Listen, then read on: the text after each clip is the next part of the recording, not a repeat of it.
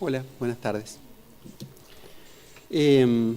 La convocatoria tuvo que ver con, era ese título y entonces había como libertad para poder rumbear para varios lados. En media hora me parecía que era más interesante que ir a la especificidad de los sistemas constructivos que hoy se están dando, ir a ver cómo las apuestas que se están dando tienen que ver con ciertas reflexiones que tienen que ver con la arquitectura y sobre todo con cargarse las pilas en cuanto a actualizarse en las instalaciones sanitarias que están generando problemas. Digamos que como preámbulo, que desde los sistemas industrializados, los pesados y los livianos, ha habido bastante poco diálogo. Entonces, básicamente se le ha ido respondiendo con soluciones de emergencia que están generando no pocas dificultades.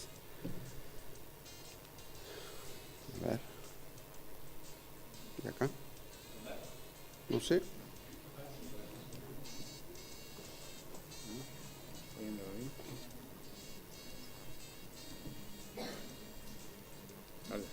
Claro. Vamos a cerrarlo.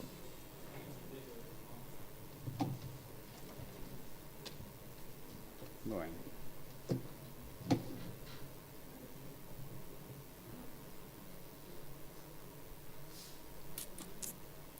Se llaman igual el del mío. ¿Dónde lo teníamos? Los dos se llamaban charla. Acá bajé el de Rocha, pero yo no lo bajé. No sé. Capaz que lo sacaste y no lo habías bajado. A ver, préstame. El Espero que sí. Está ahí arriba.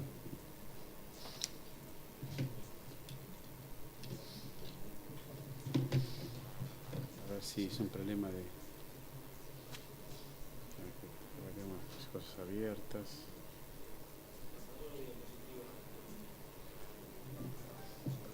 A ver si capaz tiene pila, ¿no? Sí,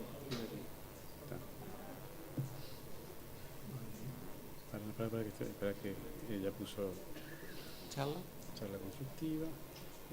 Lo habíamos tirado por acá, ¿no? Si no recuerdo mal.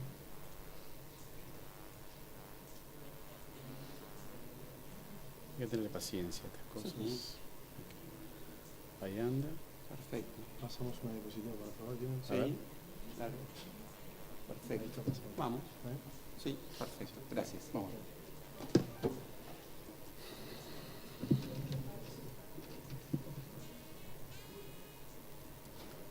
Bien.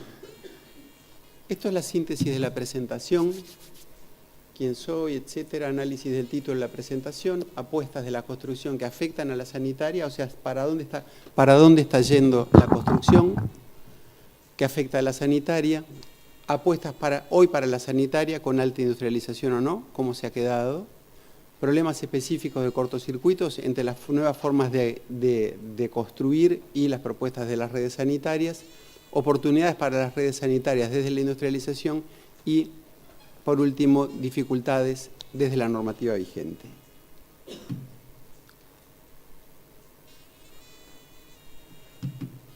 Esto es lo que yo considero que afecta y que tiene que ver con las construcciones. Básicamente, bajar el costo del metro cuadrado. Y el costo, particularmente ahora, en un periodo donde se está construyendo menos. Yo me dedico, además de la docencia, me dedico básicamente a vivienda popular, a cooperativas de vivienda, construcción de edificios y en menor medida a hospitales y escuelas. Lo que tenemos es, la construcción está tendiendo a ir más rápido, la propensión a tener menos mano de obra, particularmente en obra, o sea, tratar de prefabricar todo lo que se pueda, construcciones más livianas, con elementos que sean recombinables. Hasta ahora hay solo honrosas excepciones de prefabricación pesada, que siguen su trabajito, pero que no son lo predominante en este momento.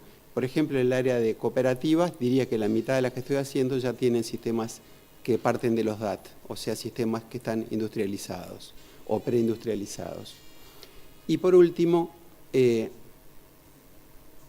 elementos prefabricados relativamente pequeños, altamente combinables y estructuras de entrepisos donde particularmente se están utilizando componentes prefabricados. Las estructuras tienen menos vigas, por lo tanto las losas son macizas, suelen ser macizas de mayor espesor y llegamos normalmente cerca de los 20 centímetros del entrepiso mínimo reglamentario. Por lo tanto, están apareciendo problemas con los acostumbrados contrapisos. Nuestras instalaciones están pensadas básicamente para estructuras con contrapisos que hoy están existiendo cada vez menos. De los edificios que yo hago, diría que por lo menos el 60% tiene 5 centímetros o menos de contrapiso y diría que 1 de cada 10 se pega directamente sobre el hormigón, aunque sea un autonivelante.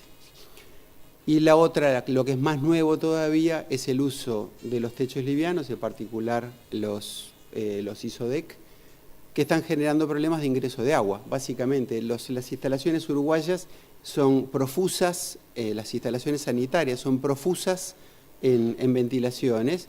Debemos ser el país que pone más ventilaciones del mundo, por cómo se ha concebido la instalación, y eso permanentemente deja hecho un queso los techos y genera no pocos problemas de aislación humídica. El otro tema que es absolutamente relevante es que los edificios se pensaban para que duraran lo que duraba la instalación, o al revés, las instalaciones se pensaban que iban a durar no sé cuánto, pero muchísimo. Solo se pensaba básicamente en plomería, que podía tener problemas. El resto, el hierro fundido, se suponía eterno. El galvanizado se decía que si estaba bien colocado era eterno. Y por lo tanto, la vida útil de la instalación respecto de la del edificio se consideraba que básicamente estaba igual. Eso hoy no existe. La obsolescencia está claramente identificada, más allá de que no haya políticas serias acá de poder identificar o tener normas de cuánto dura. Pero pongamos que las instalaciones sanitarias convencionales están en el orden de los 30 años de duración. Por lo tanto, si los edificios vamos a tratar de que duren en el orden de 100 años, entonces las instalaciones tienen que recambiarse por lo menos 3 veces. Ese dato no está, yo no conozco cifras específicas. Sí sé que, por ejemplo, en los países nórdicos se recambian directamente las instalaciones cada 30 años obligatoriamente.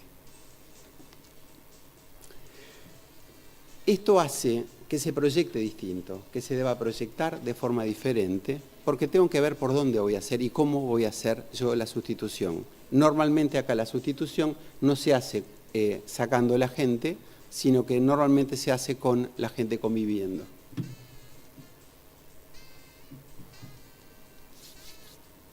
Los edificios, además, desde el punto de vista de cómo se concibe la construcción, hoy están teniendo menos tanques de agua. Hay un problema estructural, estoy poniendo toda la carga de agua en el lugar donde tengo más viento. Y además estamos hablando de economías que son interesantes. En un edificio promedio puedo estar pensando que la dotación de tanques superiores de hormigón armado que tenía siempre están en las decenas de miles de dólares, y hoy día puedo resolver lo mismo con plástico por la mitad de plata, y si los pongo en la planta baja lo resuelvo por la cuarta parte de dinero. Hoy tengo sistemas eficientes que trabajan con bombas, con equipos hidroneumáticos, con variador de frecuencia, que me permiten que yo tenga mucho mejor confort que los viejos tanques arriba y por la cuarta parte del dinero.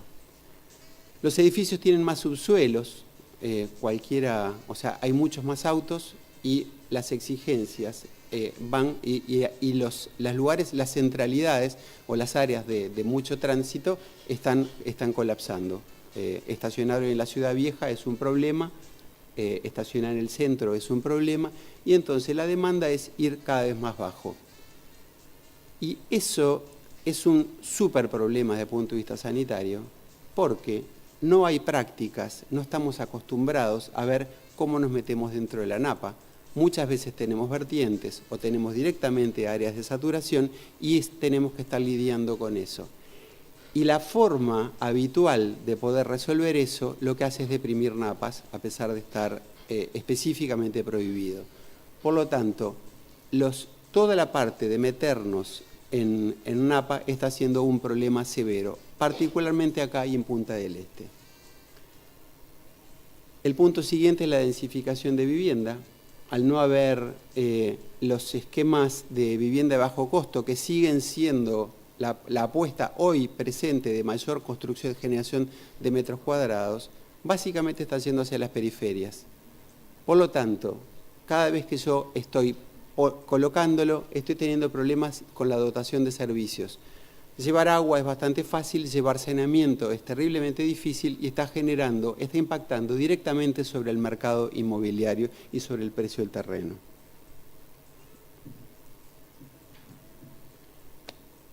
¿Qué es lo que, hacia dónde está yendo la sanitaria o cuáles son lo que tiene que pensar la sanitaria hoy en términos de su evolución y que no lo está básicamente encarando? Desde los usuarios hay requerimiento de mayor confort. Están pidiendo o más agua, o prestaciones especiales, o más agua caliente. Estamos con requerimientos desde los usuarios de mayor sustentabilidad. Entonces, así como tengo algunos que quieren llenar el jacuzzi en un minuto, tengo los otros que lo que quieren es ver qué hago, cómo dispongo mis efluentes, si voy a reutilizar agua, si lo voy a hacer. En particular, el Estado está yendo en ese sentido. Por ejemplo, en la SUTEC que se están licitando ahora, piden, ¿vas a reciclar el agua? ¿Qué vas a hacer con el agua pluvial?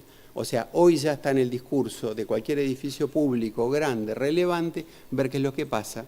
Y además, los privados están viendo con buenos ojos algunas reutilizaciones. Algunas son mitos en términos de cuál es su eficiencia, pero otras no son mitos. Y a veces están resolviendo problemas reales.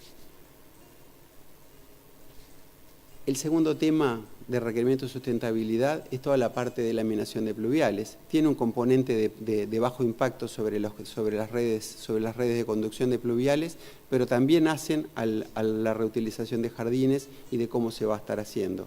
Por ejemplo, en Chile hoy lo que tenemos es usos máximos, cuál es el vertimiento máximo que tengo por cada predio, aunque sea de un privado, para hacerse una casa. ¿Cuánto es el caudal máximo que yo permito dada lluvia de norma?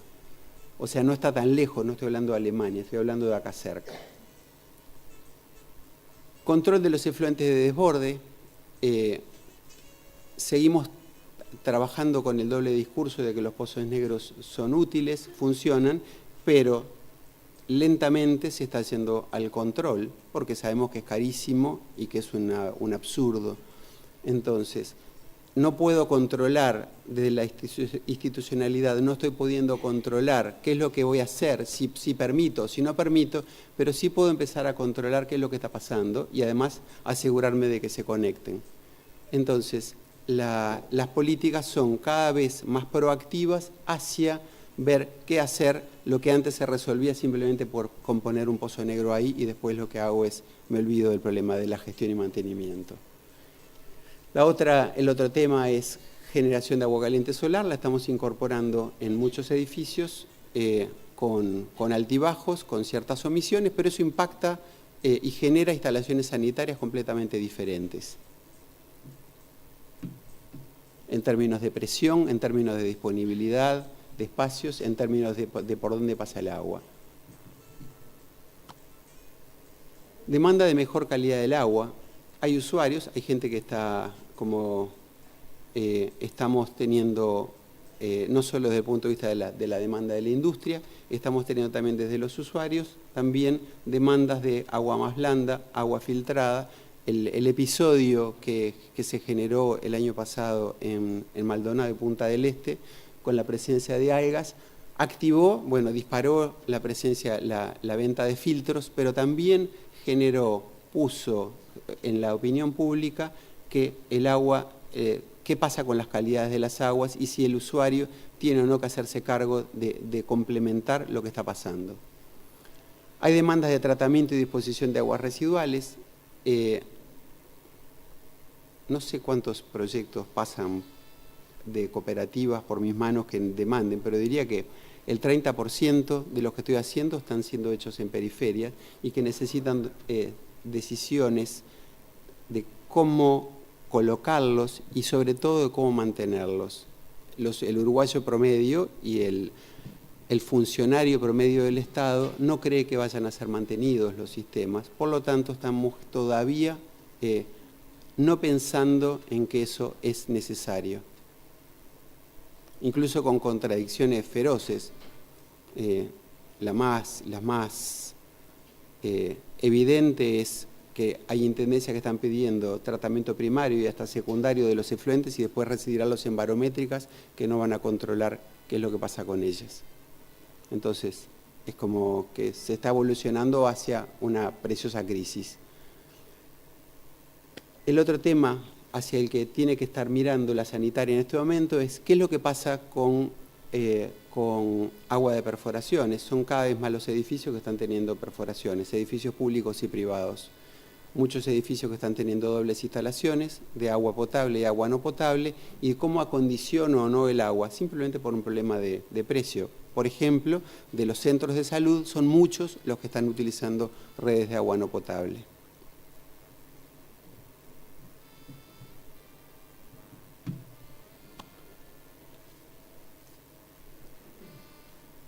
Adecuación al cambio climático. Más allá de que las normas fueran o no precisas en cuanto llovía, lo que sabemos es que llueve más, que llueve distinto.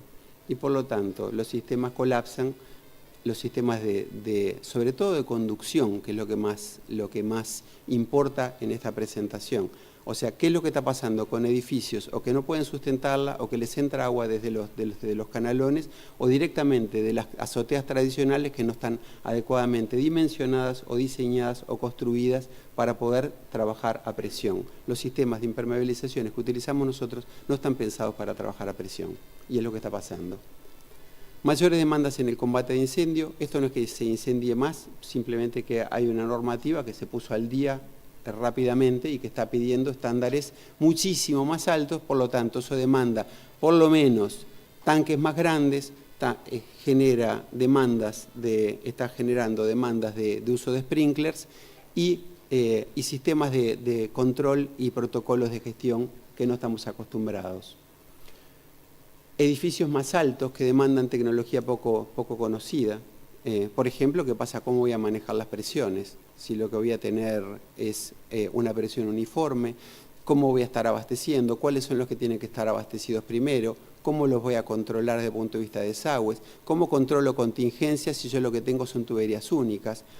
¿Qué planes tengo para poder ir haciendo que todo eso no colapse cuando tengo una alta concentración? Todas estas son preguntas para los que proyectan y construyen sanitarias, cosas que tenemos que ir avanzando y que no están todavía en discusión, apenas como percepción. Construcción en zonas con presencia de agua freática, de nuevo, los sanitarios no están acostumbrados y por las dudas siguen recogiendo el agua por drenaje y de contrabando la bombean a los colectores. Crecimiento de empresas de mantenimiento de instalaciones diferenciadas por disponibilidad de tecnología. Hoy día están creciendo, es un negocio floreciente, realmente floreciente. El mantenimiento sanitario es floreciente y en particular hoy tengo cámaras, tengo controles de todo tipo, tengo sistemas de desobstrucción mecánica, etcétera, que hacen que el mantenimiento de las redes pase a ser diferente. Y el otro tema, esto es un popurrí, pero es como las reflexiones de qué es lo que me caía a mí, de para dónde tiene que ir. El mantenimiento hecho desde fuera de los edificios. Estamos acostumbrados a que las redes nuestras son hiper inspeccionables, pero resulta, y además requieren mucho mantenimiento, pero las demandas de ciertos sectores, en particular de los barrios caros, no quieren que les entre gente. No solo estoy hablando de barrios privados, sino que edificios donde no se quiere que el mantenimiento se haga desde las áreas de los apartamentos. Por lo tanto, esto está generando problemas de seguridad.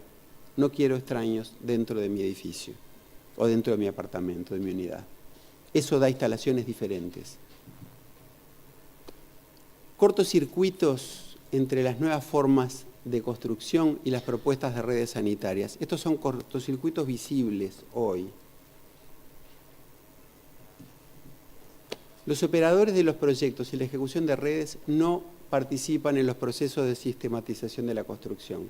O sea, yo traigo un sistema nuevo, es un sistema, digamos, uno nuevo, steel frame, estoy de MDUE, lo que sea. Lo traigo, pero no puedo traer las soluciones originales. Entre otras cosas porque tengo problemas normativos, pero además tengo problemas de escala. Entonces, traigo el sistema y después veo cómo lo resuelvo con componentes flexibles y buena voluntad, y rompiendo lo que me parece que se pueda romper. Salvo excepción, van corriendo desde atrás con soluciones tradicionales, con soluciones repetidas pero fáciles, suficientemente versátiles. Normalmente voy desde atrás y están generando problemas. Por ejemplo, ¿cómo hago para poner en un sistema, en un sándwich de multicapa para poner cañerías? Y genero rajaduras y después veo cómo las reparo. Bueno, el sistema tradicional, los sistemas ya lo tienen pensado, no obstante, no se implementan. Se implementa un sistema constructivo, pero no las instalaciones que tienen que venir atrás y se improvisan. No ha habido recursos, tiempo, investigación, etcétera, para consolidar adaptaciones interesantes. O sea, para poder institucionalizar este sistema, lo que demanda es esto otro. Los sanitarios son particularmente reacios a incorporar sistemas nuevos porque han quedado muy colgados muchas veces de la falta de los proveedores. O sea, la instalación sanitaria se caracteriza por tener componentes pequeños y muy específicos, que si yo no los tengo, y son específicos de cada fabricante, si no los tengo, no puedo reparar, porque las instalaciones, particularmente las de abastecimiento, tienen que ser estancas a mucha presión. Entonces, ¿voy a incorporar acero inoxidable? Lo pienso. ¿Voy a incorporar tuberías que sean flexibles? Lo pienso. ¿Tendré después repuesto dentro de 10 años para poder repararlo? O si un carpintero viene, ¿yo voy a poder repararlo? Si pongo PEX, ¿voy a tener los componentes para poder hacer la reparación que necesito o no? Losas sin vigas que generan interferencias no resueltas con las instalaciones de abastecimiento. La última vez que me pasó fue hace 2 días, que llego a la obra, estaban picando en una hermosa losa con una bruta luz, estaban picando y más o menos me dejan hasta 3 centímetros picado de hormigón. En los contrapisos no me entran las cañerías de abastecimiento y ni siquiera tengo el beneficio de poder ir por cielo raso, porque está prohibido, estoy hablando de propiedad horizontal, no puedo pasar mi abastecimiento por el piso de abajo. Entonces, ¿dónde pongo la cañería? Tendría que meterme en el hormigón, no hay experiencia acá de cañerías metidas dentro del hormigón, envainadas. Entonces, ¿cuáles son las soluciones que puedo tener a mano para poder resolverlo?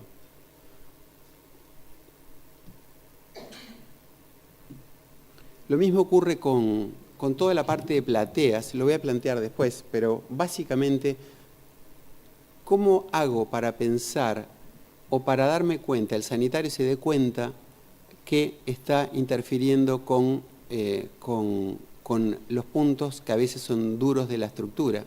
En la misma obra, para pasar un caño de 110, la perforación era así, solo que además era al lado de un pilar, en una losa sin vigas, donde tengo la concentración de todas las tensiones. Pero él no sabe, y no está pensado, no está pensada la instalación desde dónde están las fragilidades del sistema estructural. Las instalaciones suspendidas de desagüe se chocan con pases difíciles en los entrepisos. Se pueden hacer pases y se pueden hacer perforaciones, pero con el mercado es pequeño, entonces seguimos haciendo 90% de los casos a maceta y punta. Porque además hay un problema de planificación de obra, entonces cuando yo estoy replanteando, estoy haciendo el replanteo del encofrado, no tengo exactamente claro dónde van a estar los pases, cómo es el proyecto sanitario que quizás ni siquiera exista más allá de un anteproyecto. Los artefactos sanitarios no están normalizados. Nosotros somos importadores de artefactos sanitarios, y si el water es chino, o si el water es brasilero, o si es argentino, o si es nacional, la distancia a las paredes es diferente. Y dejar un pase para un caño de 11 en un lugar que yo no sé, que puede estar entre 10 centímetros y 40 centímetros separado, no es menor. Pero además, si mi entrepiso está hecho con elementos prefabricados, por ejemplo, viguetas prefabricadas, estoy en un problema porque le puedo estar pegando o no a un nervio. Escasa disponibilidad de cielos rasos verdaderamente desmontables. La norma parte de que va a haber cielos rasos relativamente desmontables y en realidad no siempre cuento. Lo que tengo, el mejor de los casos, es un cielo raso de yeso que después veo si lo puedo dejar bonito. Cambios en los sistemas de fundación de los edificios que generan problemas en la sanitaria, en particular los sistemas de plateas. ¿Dónde pongo las cañerías? De las cooperativas que yo estoy haciendo, el 50% se están haciendo sobre plateas. ¿Por qué? Simplemente porque trabajan con ayuda mutua. Y no es lo mismo trabajar en el barro que trabajar sobre algo consolidado. Y además, en los terrenos periféricos, es frecuente que yo no tenga, que no tenga suelos de buena calidad. Por lo tanto, a pesar de la opinión de los ingenieros estructurales, básicamente se hacen plateas.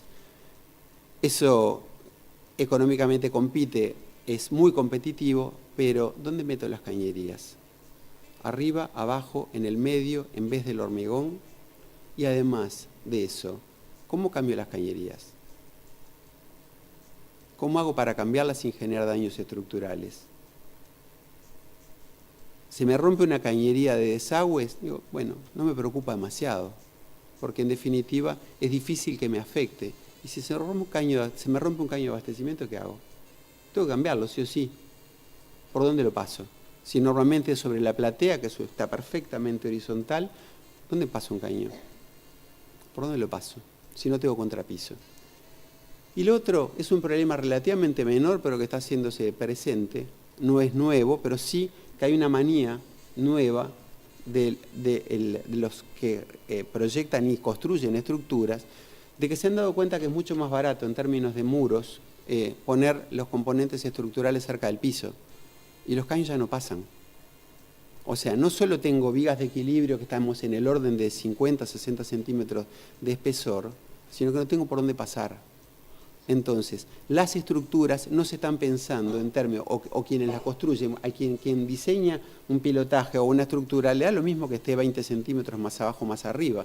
Pero para cuando llega al sanitario, normalmente ya están hechas y empiezo a tener problemas. Y obviamente no puedo hacer un pase en una viga de 60 centímetros.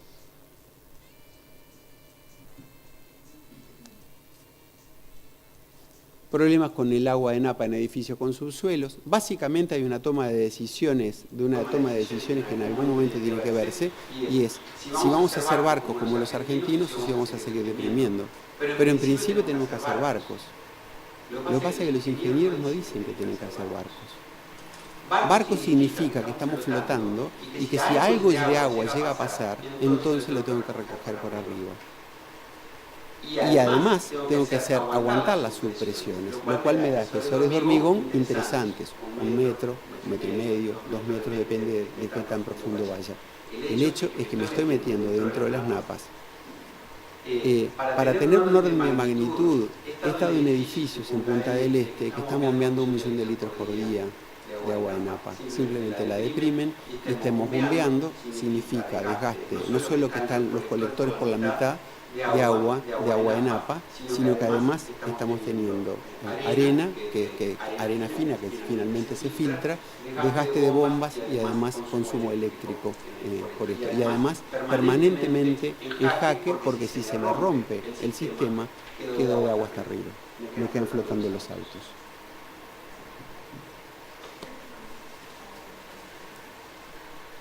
Oportunidades para las redes sanitarias desde la industrialización. ¿Qué cosas se pueden hacer y que realmente significa descubrir dónde está la demanda y la posibilidad de poder serializar componentes? Prefabricación de componentes complejos. En Brasil, por ejemplo, uno puede comprar una araña de abastecimiento para baños cuadrados, o sea, hay planos tipo y hay arañas tipo. Entonces yo puedo tener componentes que los puedo poner. Incluso puedo tener el clásico, la mitad de los sistemas industrializados en los cuales yo no puedo poner la cañería dentro, tengo que ir por detrás de los baños cubriéndolo o tapándolo con un yeso o con una placa cementicia o tapándolo con los muebles de cocina. ¿Tá? abastecer así los baños y tener las redes exteriores, porque no los puedo perforar, llámese Nox, llámese Royal Building, etc. Entonces tengo que ver cómo lo hago. Yo puedo comprar arañas y puedo instalarlas, no tengo problema, pero no se venden acá. Nadie las ha podido vender, entre otras cosas porque no tenemos baños tipo. Arañas para instalaciones de desagües suspendidas, lo mismo, podría tener perfectamente eso resuelto y entonces como componente me sería mucho más barato. Baños completos prefabricados para asentamientos precarios. Esto ha sido una demanda real en Uruguay y que ha tenido severísimos problemas. Decían, bueno, tengo un rancho, tengo 2 habitaciones, 3 habitaciones y necesito por lo menos que puedan tener la principal contaminación es por enfermedad de transmisión hídrica, quiero darle un water y un sistema y eventualmente puedo hasta conducir los desagües, pero tengo que meterle un baño. ¿Cómo hago? ¿Por dónde le meto el baño? Tengo que hacer una unidad compleja de baño, liviano, y que lo pueda pasar por arriba de las casas. Bueno, hay que hacerlos. Se pueden hacer. Hay un intento del plan Juntos de poder hacerlo. Han habido formatos, pero que todavía no se han generalizado. Y hasta que no tenga economía a escala, no tiene demasiado sentido económico. Tanques prefabricados de mayor tamaño con mayor versatilidad. Se está pasando a los tanques de plástico, pero hay solo un fabricante que los hace de medida y entonces los costos todavía dejan de ser interesantes. Entonces hoy si quiero construir barato tengo que usar tanquecitos, redes de tanquecitos de 2.000 litros. Por lo menos en Montevideo y probablemente en Canelones, que es donde se es más estricto con que cumplan con la norma UNIT. Existen tanques, pero la sola exigencia de que tiene que tener tapa lateral inhibe a la mayoría de los fabricantes de rotomoldeo. Entonces hay que ir a soluciones bastante caras. Sistema de presurización con sistemas con gestión estandarizada. Hoy, si yo quiero poner un sistema de presurización y de control de contingencia, lo tengo que inventar. Igual que tengo que inventar los sistemas de control de incendio, pero peor cuando tengo que abastecer redes. Cada vez que yo estoy bombeando, necesito tener un plan de contingencia. ¿Qué pasa si no tengo agua, si no tengo corriente eléctrica? ¿Cómo hago para que eso se sistematice?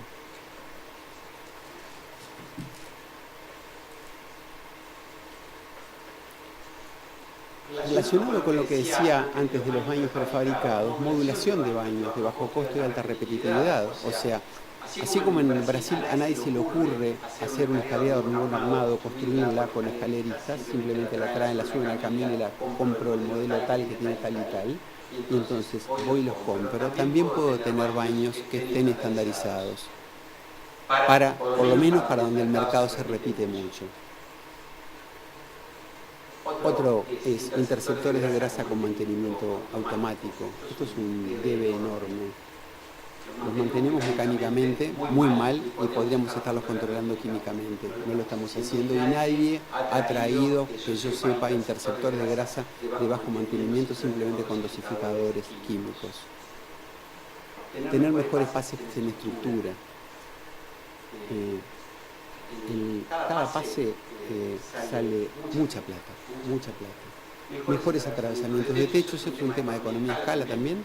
Alcanza con que yo tenga componentes que no los traen, entonces hay que hacerlos artesanalmente. ¿Cómo hago para pasar un techo liviano? Si yo tengo una chapa canalada no tengo forma de poder, tengo que inventar y traer un cinguero para que me lo resuelva como puede. Si no, tengo que estar atravesando por la cumbrera y ahí tengo la tercera parte de problemas nomás. Esto, en la industria, si se industrializa, no tengo problema. Sistemas de ventilación por válvulas. Esto es una forma nueva de concebir todas las instalaciones de ventilación, donde lo que tengo son válvulas de admisión de aire y donde yo preveo que me va a salir, de donde me podrían salir gases con mal olor, yo los puedo amortiguar. La norma, que es de la década del 40, sigue creyendo que yo estoy eliminando gases a la atmósfera, y en realidad lo que estoy haciendo es solamente controlar presiones para no perder el agua de los sifones. Básicamente no tengo por qué tener eliminación de los gases en la mayoría de los casos, salvo que tenga fuerte generación de descomposición anaeróbica, por ejemplo en fosas sépticas o donde tengo descomposición de materia orgánica. Si no, me alcanza con amortiguar, absorber las presiones de forma tal de que el agua pueda correr y que no me genere problemas de salte de sifones. Esto todavía no está admitido acá. Dificultades desde la normativa vigente. Espero no ganarme más enemigos. La normativa no apunta a algunas eficiencias necesarias. Lo que pide básicamente es que se cumpla todo lo que previó y además que esté construida con materiales que haya registrado, pero no revisa si funciona bien o mal. Por ejemplo, no dice cuánta agua tiene que salir con la canilla. No dice cómo es la generación de agua caliente que tengo que tener. No dice cuál es la capacidad de conducción que debo tener si yo tengo un techo liviano o si tengo un techo pesado. O sea, un techo horizontal. No dice qué pasa. No dice cómo se controla una contingencia. No dice, no hay una propensión a bajar los costos. Yo empecé la presentación diciendo que hay que bajar el costo del metro cuadrado. Y las instalaciones sanitarias nuestras son carísimas. No solo son malas, sino que son carísimas.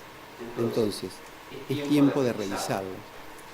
Resultan casi inaplicables las soluciones constructivas de otros países, básicamente por los interceptores de grasa domésticos. Se siguen exigiendo y como en otros países no hay que inventarlo. Pero entonces eso es parte de la red primaria o parte de la red secundaria. Entonces es un híbrido, es un intermedio, pero entonces me genera problemas en su concepción total. Ni estamos como los americanos, que todo es primario, ni estamos como los españoles, donde las redes o Argentina, para ir más cerca, donde las aguas de grasa son desagües primarios. Entonces estamos en un híbrido que no lo podemos construir, tenemos que inventar, y para hacerlo en pequeña escala tenemos que pagar mucho más y llenar de ventilaciones. En desagües es sustancialmente diferente a la internacional porque parte de los componentes de soluciones prefabricados aquí no sirven.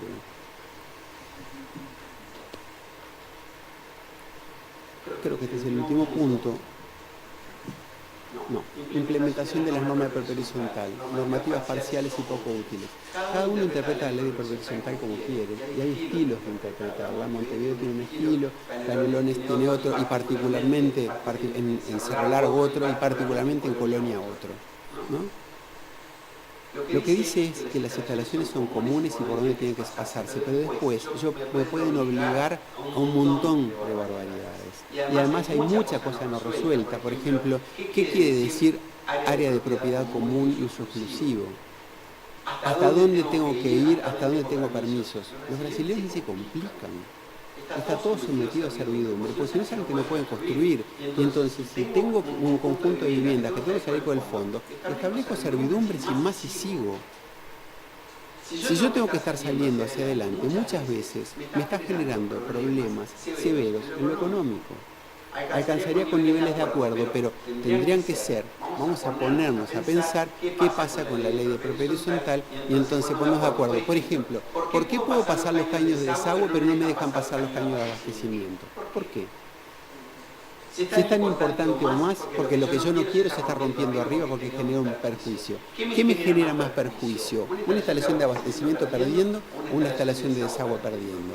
No obstante, las instalaciones de desagüe puedo colgarlas y desde hace no mucho, y en Montevideo hay departamentos que no lo permiten, por ejemplo Colonia, pero no puedo pasar las cañerías de abastecimiento, que son las que me van a estar tirando miles de metros cúbicos, miles de litros.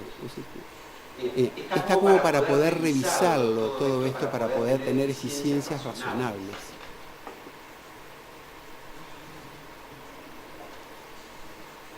No. Me parece que era eso. Tenía duplicadas diapositivas. Era eso la presentación. ¿Alguna pregunta que tengan?